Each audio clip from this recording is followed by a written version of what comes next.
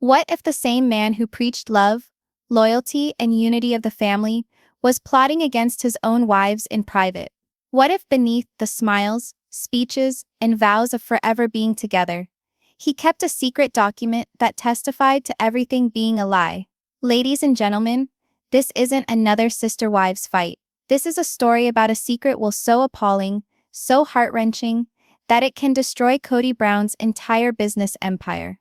And at the center of it all, Christine Brown. The courtroom was hushed, but charged.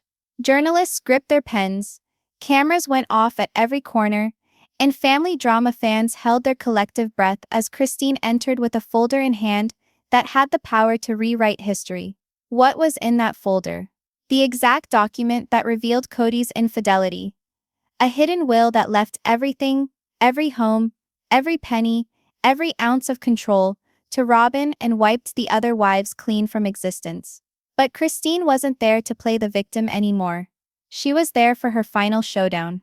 A fight not just for money, not just for recognition, but for justice, dignity, and truth. And by the end of this story, you'll see exactly how one woman's courage destroyed Kody's empire, and why this courtroom battle will go down as the most explosive chapter in Sister Wives history.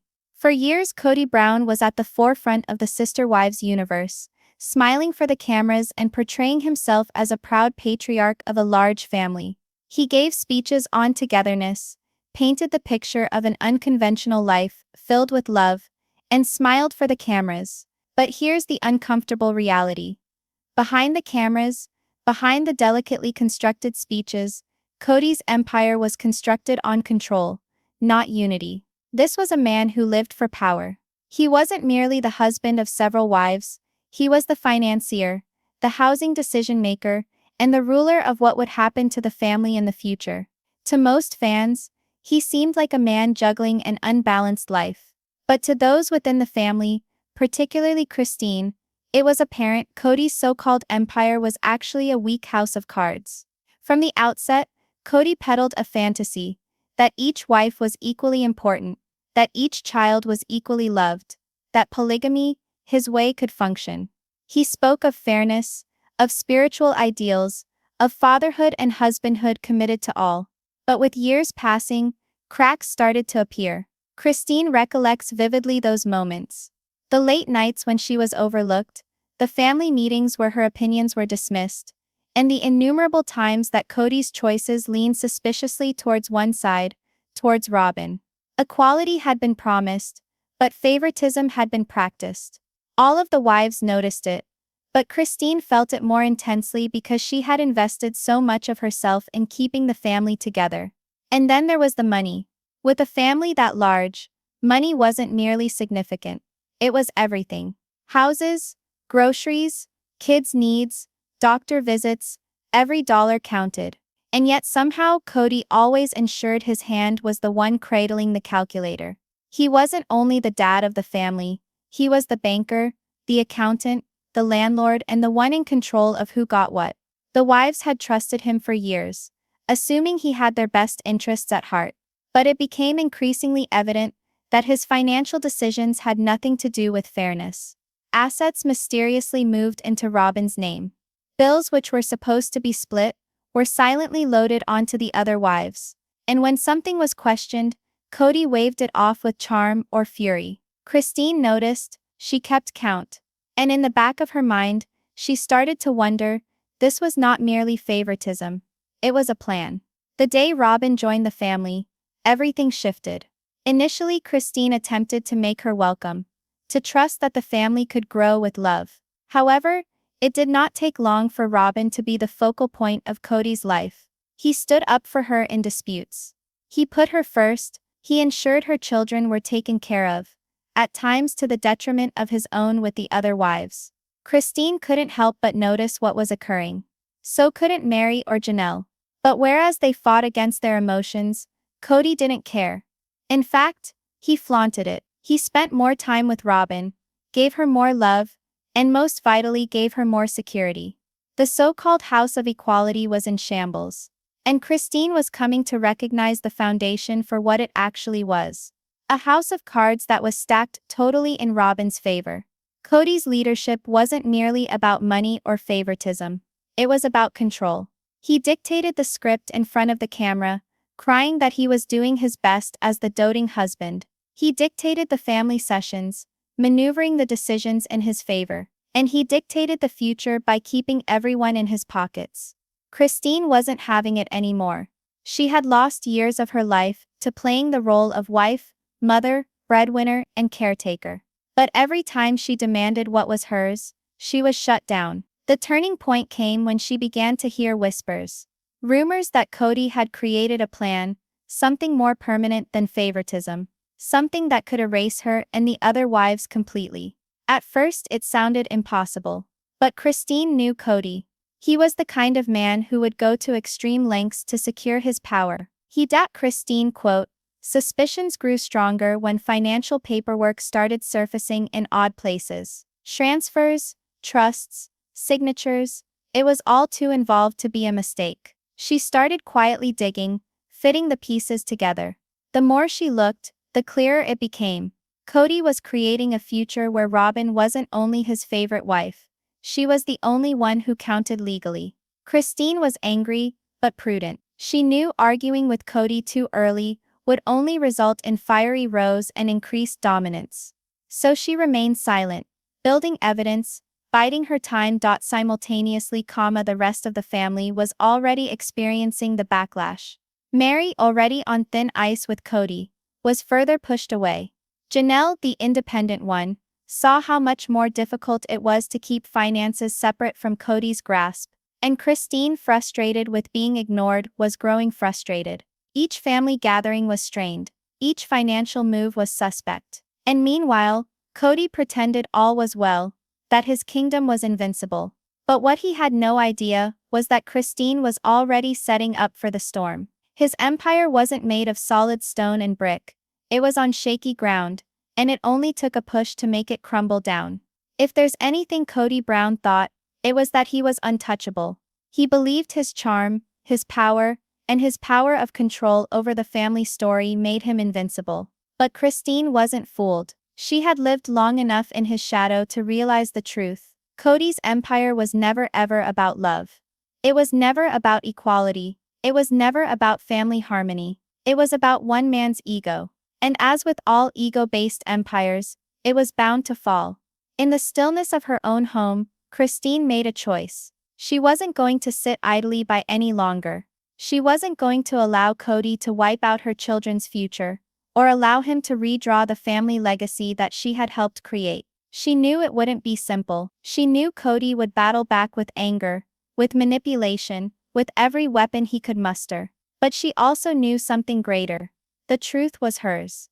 The house of cards was shaking, and Christine was going to push it over the edge. As Christine read her notes, her proof, and the murmurs of the secret will, she felt a sensation that she hadn't felt in a long time: strength. She wasn't a wife any longer. She was a mother fighting for her kids, a woman fighting for justice, and the only person who would bring down Kody's empire for the lie it was. And thus, while Kody walked around in his own mind thinking he was invincible, Christine was secretly preparing. Preparing for court, preparing for the ultimate confrontation, and preparing for the day when the house of cards would finally collapse. The setting was in motion, the fissures were widening, and the secret will, the same document that Kody believed would save him, was about to become the instrument that destroyed him. Rumors had been going around for months. Little aside remarks, careless comments, bits of gossip shared among family and even friends of the Browns. Christine didn't want to hear it at first. She convinced herself it was paranoia, that perhaps she was just reading too much into it. But in her gut, something was telling her otherwise. The rumors claimed that Kody was making long-term plans that would not benefit the other wives at all. Initially, Christine dismissed it. Kody wouldn't do something so drastic, she believed. After all, hadn't he spent decades insisting that each wife counted for just as much?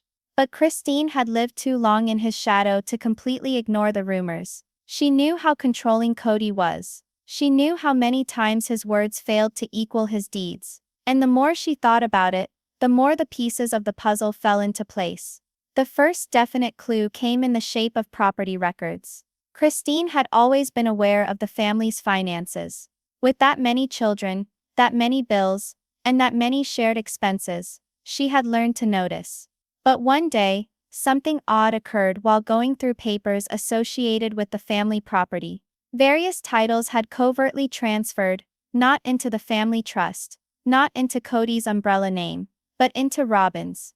Christine initially thought it was an error. Perhaps it was simply legal fine print. But when she confronted Kody, he snapped at her. His reply quick and defensive. He brushed her aside, saying, "You don't understand how these things work."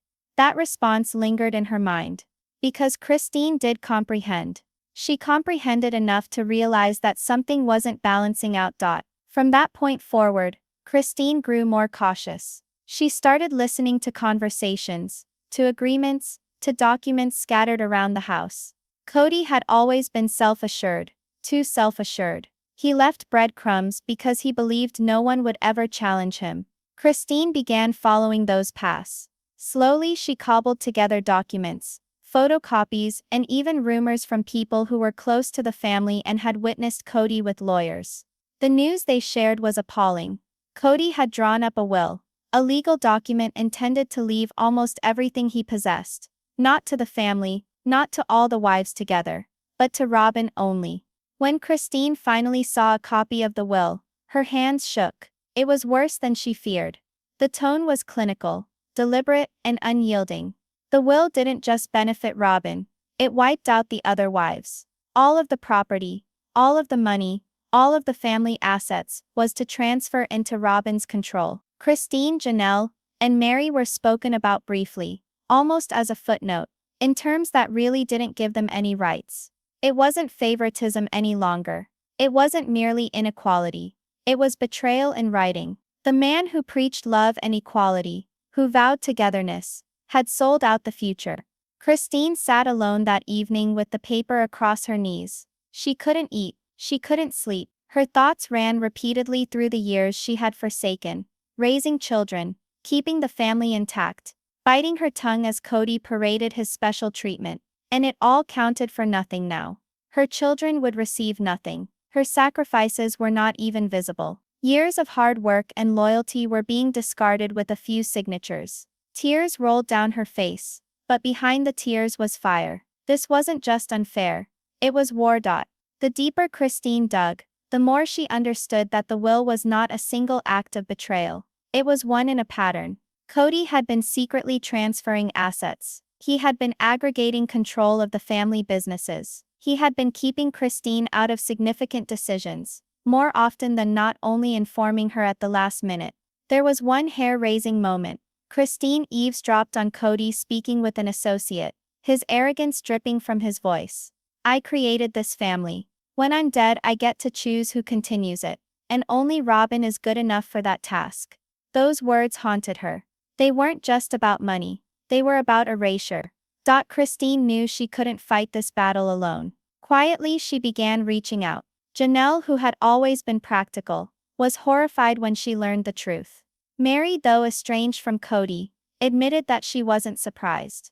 Together they began to see the bigger picture. Kody's empire wasn't built for the family. It was built for himself and Robyn. And if they didn't do something about it, the history of every wife and child beyond Robyn's line would be lost. Christine was presented with an ultimatum: remain silent and live with the betrayal, or defend herself with all her might. She wavered for a moment. She thought about the children, about the publicity, about all the commotion it would raise. But then she recalled something more powerful: the oath she swore to herself when she left Kody. She swore she would never again let him shut her up. This wasn't about money. This wasn't about pride. This was about truth.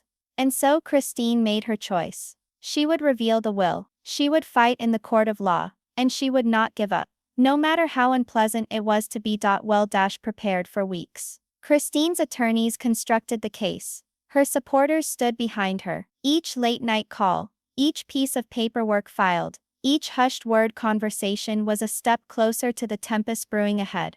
Meanwhile, Kody strutted around, oblivious to the danger brewing. He thought his secret was safe. He thought no one would dare challenge him. He thought Christine had already been broken. But Christine was no longer broken. She was stronger than ever, and she was prepared to dismantle the empire that had been built on lies. On the night before the trial, Christine sat still, looking back on the path that had led her here. She reflected on the young woman who once believed in Kody's vision, who had given everything up for the family. She reflected on the lonely nights, the years of injustice, and the times when she nearly gave up. And then she considered the will, the icy words on paper that confirmed everything she had dreaded. That piece of paper wasn't only Kody's vision for the future, it was evidence of exactly who he really was.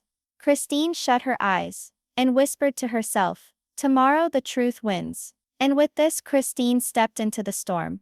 The court hung in the balance. Cameras were in position, and Kody, still condescending, still arrogant, was going to be confronted with the one thing he never believed could happen: his kingdom destroyed, not by external forces, but by the bravery of the one woman he attempted to erase.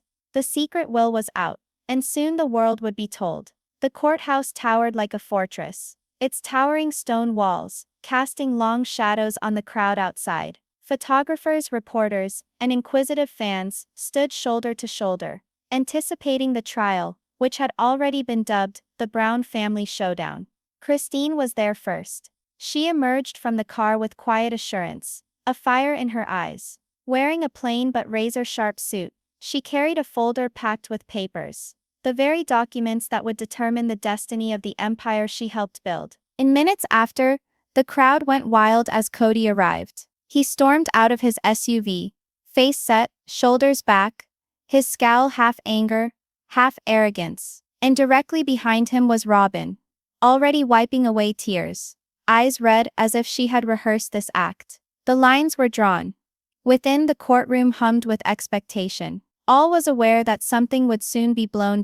Inside, the courtroom came to absolute silence when the judge arrived. Christine was seated with her lawyers, hands clasped, face firm. Kody crossed his arms and glared at her from across the room, as if his glare alone could silence her. Christine's attorney spoke first. His voice was firm, measured, and unwavering. "Your Honor, today we introduce evidence that Mr. Kody Brown not only deceived his family, but intentionally constructed a will that would deprive his wives of their rightful inheritance and centralize power in the hands of one individual, Robyn Brown." Gasp filled the air. Kody squirmed uncomfortably, his mouth twisting into a sneer. Robyn looked down, feigning tears quietly into her tissue. Kody's attorney stood up in response, his voice cutting, nearly taunting. "This case is all about bitterness. Mrs. Brown is bitter, jealous, and trying to distort innocent paperwork into a scandal. We will demonstrate these charges are without foundation." The judge nodded, summoning the first wave of evidence to proceed. Christine Us attorney stood and placed the paper on the bench before the judge. A collective gasp crossed the courtroom. The words on the page were cold, unforgiving. Every piece of property handed over to Robyn, every bank account managed by Robyn, every family trust redrafted to omit Christine, Janelle, and Meri, virtually completely. It was there in black and white, impossible to refute. Christine stood. Her voice was firm, her eyes unyielding. "For years I trusted this family. I gave everything I had, my youth, my time, my sacrifices. But this will prove the truth. It proved that none of us mattered to Kody anymore. He built this empire with all of us, but he wanted to erase us and give it all to one person." Her words rang out across the courtroom. The crowd leaned forward. Journalists wrote furiously. The judge examined Kody through narrowed eyes. Kody jumped to his feet, his voice booming. "That's a lie. That document was never finalized. It was a draft. Christine is manipulating everything to portray me as a villain." But the judge held up a hand. "Sit down, Mr. Brown. You'll have your turn." Now it was Kody's turn to be called to the stand. He swaggered up to the witness box, but the swagger in his stride died under the withering questioning. Christine's attorney struck. "Mr. Brown, did you or did you not sign this document?" Kody paused. "It was an early draft. Nothing official." The attorney pushed further. "But it has your signature on it, dated, with the names of 2 witnesses. You're telling me this is a forgery?" Kody stuttered. I didn't want it to be used this way. The courtroom erupted into murmurs. Even Robyn seemed shaken now, her tears insufficient to temper the picture of a man trapped by his own tongue. Just as it appeared that Kody would talk his way out of it, Christine's attorney dropped the bombshell. A tape. The courtroom speakers creaked, and the sound of Kody's own voice filled the courtroom. I constructed this empire. When I die, only Robyn can have it. The others can look after themselves. They've never been as faithful as she has. The impact was heartbreaking. Gasps were heard. Journalists' jaws had hit the floor. Even the eyebrows of the judge sprang up in astonishment. Kody grew red-faced. He slammed his fist on the table. That was taken out of context. You don't understand. But the harm was already done. No apology could wash away the venom in his voice, the condescension in his words. Christine took the stand again for her final testimony. She fixed her eyes on Kody, not in fear, but with courage. This isn't about the money, Your Honor. It's about honesty. It's about decades of dishonesty, preferential treatment, and deceit. Kody said we were equals.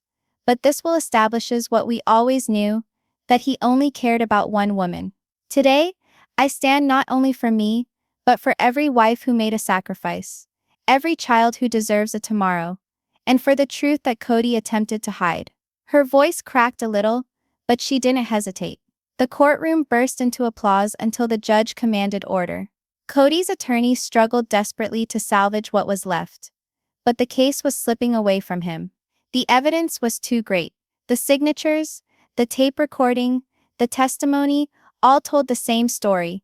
Kody had betrayed his family.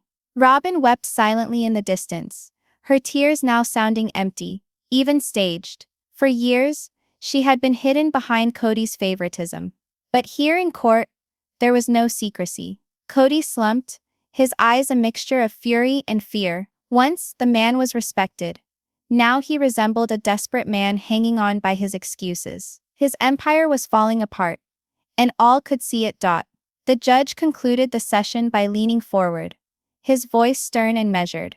This court has reviewed the evidence, and what we have seen is troubling. This will is not only biased but appears to have been constructed in secrecy, designed to cut out rightful beneficiaries. Until a full review is conducted, this document is declared invalid. All assets will be frozen pending redistribution. The words came like lightning. Christine blew out a breath, tears of relief in her eyes. Kody slumped in his chair, defeated. The courtroom exploded. Reporters stamped out to write their breaking news stories.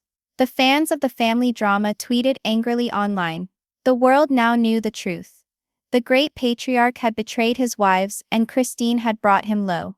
As Christine stepped out of the courthouse, the cameras flashed, but not as a reality television personality this time. She was a winner. A woman who had resisted years of manipulation and control, and emerged triumphant. Meanwhile, Kody and Robyn slipped out a side door. Heads down, their empire in ruins. Christine, quote, stand in court wasn't just about invalidating a will.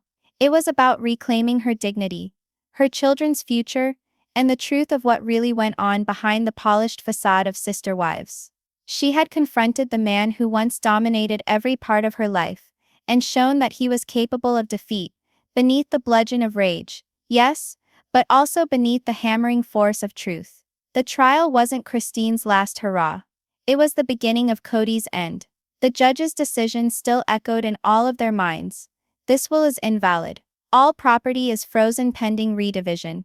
It was only one sentence, but it struck Kody like a wrecking ball. He had swaggered through life for years, convinced that his position as patriarch protected him. But now, in the sterile quiet of the courtroom, the reality was unavoidable. His kingdom no longer belonged to him. Christine exited the building flanked by journalists. Flashes went off. Microphones jammed against her face. But she moved with dignified silence. She didn't gloat. She didn't brag. Her own calm was enough to make everyone in the world consider her the winner. And while Kody and Robyn were led through the back door, the man who had lived on attention now hid from it. His hair was mussed, his swagger nowhere to be found, his face set in humiliation. Robyn hung on his arm, crying loudly down the corridor. But even she couldn't drown out the murmurs of fraud, betrayal, and karma. The empire was starting to crumble, and everybody knew it. In a matter of days, the panic swept across the financial community. Banks froze accounts, sales of property were suspended, and trust funds were locked up. Assets that had long represented Kody's dominance, large houses, luxury cars, land deals, now lay out of reach. Christine, Janelle, and even Meri all got notifications verifying what they had wished. The properties were no longer in Kody's iron fist. For the first time in years, everyone had hoped that justice would finally be upheld. But for Kody, the effects were disastrous. His credit cards were rejected. Business transactions collapsed. Even the most basic expenses became embarrassing barriers. The man who had once bragged of supporting an enormous family now struggled to continue the lifestyle he had paraded on national television. The cracks in the empire broadened. As news organizations caught wind of the story, headlines thundered across the nation. Kody Brown exposed in court. Secret will revealed. Christine's showdown crashes Brown family dynasty. Robyn preferred wives betrayed. The secret of the will. Footage of the court hearing went viral, including the heart-wrenching sound of Kody stating that only Robyn was worthy of his empire. Social media blew up. Tweets such as #TeamChristine and #KodyExposed ran for days. Christine's serene testimony was celebrated as strong and courageous, whereas Kody's enraged tantrums were ridiculed and memed everywhere. Even the show's longest-running fans who used to sympathize with him turned against him. The empire wasn't just crumbling in court. It was crumbling in the court of public opinion. Behind the Brown family, the aftermath was even more dramatic. Janelle felt vindicated. She had complained about Kody's favoritism for years, but no one had ever listened to her. Now the world heard that she had been telling the truth all along. Janelle called Christine on the night of the decision. "You did it," she cried. "You stood up for all of us." Meri was torn. Although she had been estranged from Kody for years, reading the betrayal in black and white, her name nearly obliterated from the will was a hard pill to swallow. She was angry, sad, yet relieved. Finally, she was free of the delusion of being Kody's partner. The kids responded in waves. Some were angry with their father, others upset that they'd witnessed their family broken apart in the public eye. Many were just grateful to Christine for standing up for herself. To them, this wasn't about money. It was about seeing someone finally make Kody accountable. And Robyn, she pulled into herself, hardly ever leaving the house. Neighbors spoke of seeing her blinds shut tight, packages left on the front porch. The formerly beaming wife who'd proclaimed herself to be the misunderstood one now had accusations of being the mastermind behind Kody's destruction. Kody, on the other hand, was a whirlwind with no release. He simmered with rage daily. He ranted in interviews insisting he had been duped, that Christine had poisoned the children against him, that the press had distorted his words. But with every tantrum he plunged further into ruin. The public did not perceive a misunderstood man, but a resentful patriarch who could not admit fault. Financially, he was in a corner. His attorney bills mounted, but with assets frozen, even that became difficult to pay. Former business associates quietly retreated. Sponsors dropped like flies. His image, once attached to a quirky but cohesive polygamist family, was now a warning about greed and favoritism. Behind the closed door, his anger only intensified. Sources disclosed that fights between him and Robyn turned explosive, complete with shouting matches and slamming doors. The very foundation of the favorite marriage was now crumbling under the public shame. While Kody was descending into madness, Christine's life was starting to flourish. Her bravery in court turned her into an empowerment icon. Interviews flooded in, magazines, podcasts, talk shows, each anxious to get her account. Yet Christine did not get off track. She answered not with venom, but with soft strength, speaking of her children, independence, and commitment to change. She said to one interviewer, "This wasn't revenge. This was about truth. This was about ensuring that no one else was erased." Too long, Kody had had all the power. That day in court, I reclaimed some of it, not just for me, but for everyone he silenced. Her words struck a chord with thousands, particularly women who saw their own battle reflected in hers. Christine wasn't merely surviving, she was thriving. The coup de grace came when video of Kody walking out of the courthouse surfaced online. In the clip, he pushed past reporters, yelling, "This isn't over. You'll all see, I'll win this back." His face was red, his words slurred with rage. But rather than inspire sympathy, the video became a viral meme. Edits of his outburst were set to dramatic music, mocked endlessly across TikTok and Twitter. For an image-obsessed man, the shame was intolerable. The empire he constructed of domination and public adoration now only existed as a joke. Weeks following the verdict, the fissures in Kody's universe became chasms. Court papers indicated that detectives were reviewing years of financial records, investigating whether he deliberately siphoned assets to Robyn. Threats of fraud charges hung over him. Family members kept their distance. Even his previous protectors ceased picking up his calls. The man who had demanded allegiance was now an isolated man, with his empire shrinking to frozen funds, shattered trust, and viral videos of his lowest points. Christine, on the other hand, proceeded with dignity. She did not talk of Kody anymore in anger, but in finality. "He doesn't control me anymore," she said to a friend. "He doesn't control any of us." The transition was unmistakable. The empire had dissolved, not in a blaze, but a gradual unwinding, strand by strand, leaving Kody to hold only the recollection of power he once possessed. The Brown family saga had ever been one of togetherness, or so it had seemed. But this trial conflict destroyed that myth forever. Christine's position became emblematic, not only for the wives, but for anyone caught beneath the burden of control, favoritism, or manipulation. The will had acted as the catalyst, but the breakdown ran much deeper. It exposed the decay at the heart of Kody's kingdom, and while Kody seethed alone, Christine emerged into a new era of life. The empire might have fallen, but out of the ashes, Christine had constructed something more resilient. Her freedom, her voice, and her legacy, as the woman who refused to be silenced. The courtroom fight was done, but the after effects were only just starting.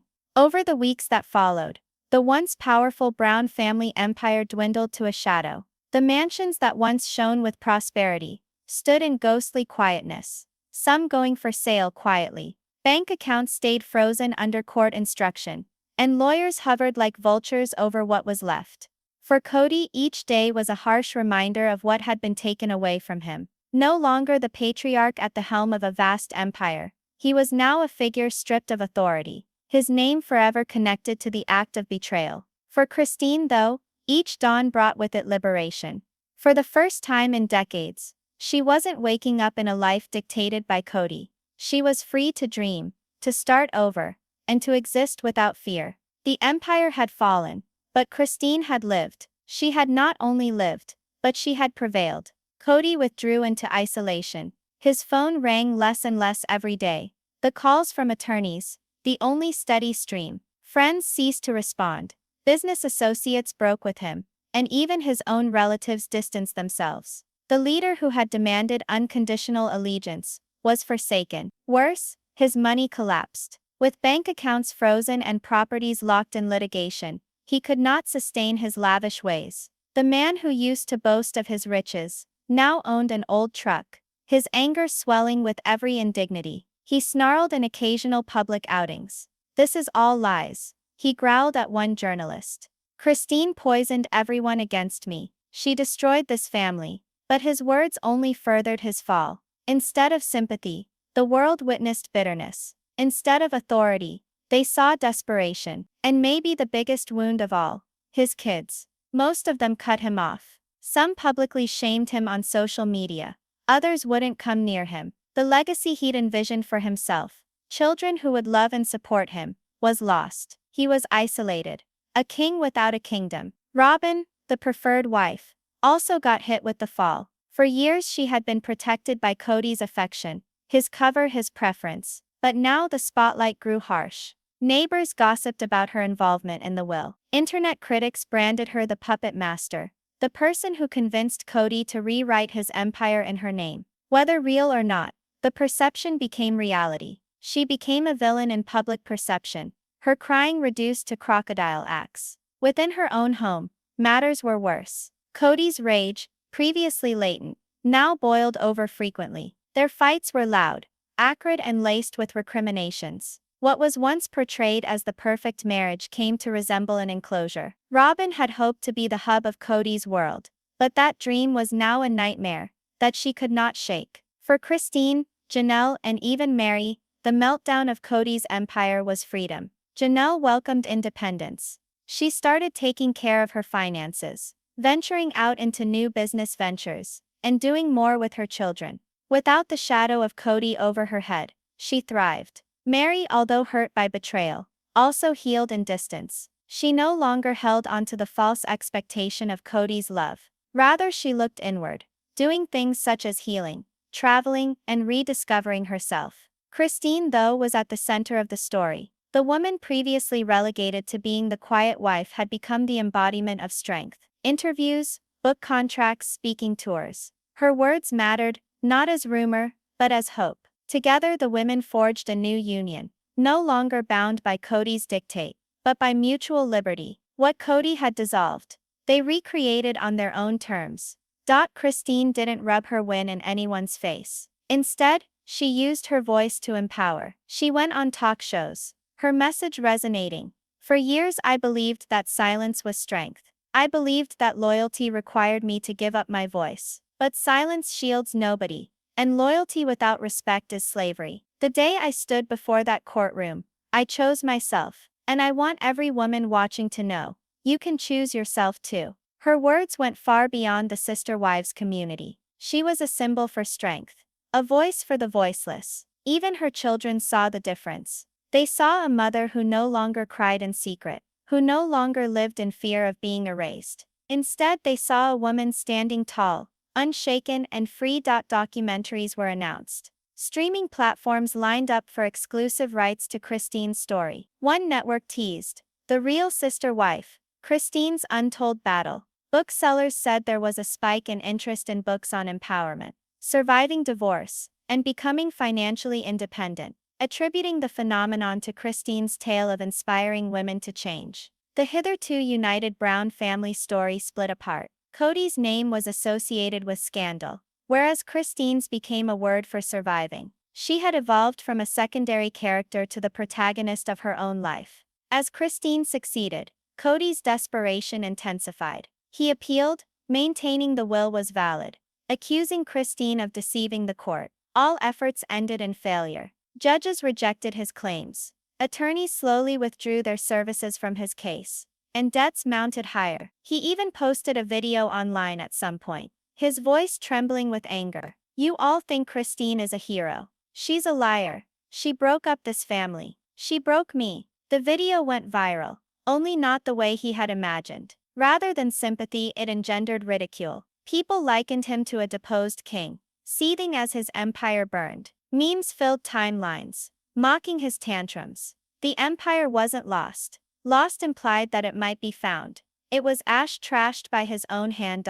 The last fallout was irrevocable. The Brown family as the world was familiar with ceased to exist. The integrated front that used to appeal to millions of television watchers was broken forever. Kody's empire was destroyed, not only legally, but emotionally and culturally. But Christine's legacy was not that. She had stood up not only for herself, but for all the wives erased, the children overlooked, the sacrifices ignored. Her triumph was not about assets or dollars. It was about being restored to dignity. She would say in interviews, empires collapse when they are constructed on deceptions. Families endure when they are constructed on love. Kody opted for empire. I opted for family. And in the end, family triumphed. In the early evening, many months after the jury had rendered its verdict, Christine sat on her porch, sipping tea as the sun set below the horizon. Her children giggled inside the house, their laughter filling the air with warmth. She closed her eyes, taking a deep breath, feeling at peace. For the first time in decades, there was no threat of erasure, no burden of unspoken sacrifice. The empire was lost, but what was left was something much more valuable: freedom. Far away, meanwhile, Kody sat in a small room, papers covering the tables, his phone dark, his future undefined. The patriarch who had demanded allegiance was now just a man, alone with his regrets. Christine had come up against him in the last confrontation, and triumphed, not only in court, but in life.